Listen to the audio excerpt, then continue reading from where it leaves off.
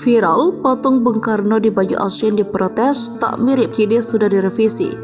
Sempat viral patung Bung Karno di Kabupaten Baju Asien, Sumatera Selatan tuai protes karena dinilai tak mirip. Patung yang terletak di Bung Karno Sport Center, Kota Pangkalan Palai, Kecamatan Baju Asien itu akhirnya dibongkar dan dibuat ulang. Baru-baru ini patung Bung Karno itu sudah selesai dibangun. Kendati demikian, warganet menilai patung Bung Karno tetap tidak mirip dengan sang proklamator.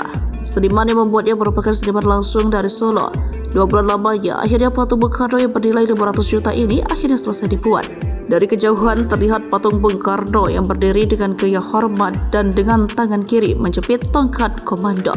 Patung Bung Karno dan aksesorisnya ini dibangun di depan pintu masuk Bung Karno Sport Center. Alokasi pembangunan diambil dari APBD Pemkab Baju Asien melalui Dinas PUTR Baju Asien senilai 500 juta rupiah. Selain di bagian tempat berdirinya Bung Karno, juga ada sebuah prasasti yang berisikan kata-kata bijak sang proklamator. Di dalam prasasti tersebut bertuliskan, "Tuliskan tentang aku dengan tinta hitam dan putihmu, biarlah sejarah membaca dan menjawabnya."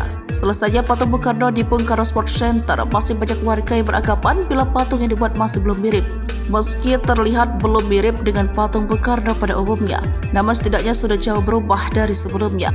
Bila sebelumnya patung Bung Karno lebih tembam dan badannya tidak proporsional, namun setelah dilakukan perombakan dan pembongkaran serta dibangun ulang, setidaknya ada perubahan dari sisi bentuk wajah, badan dan kaki. Terlihat dari sebelumnya antara tubuh, wajah dan tinggi badan terlihat proporsional.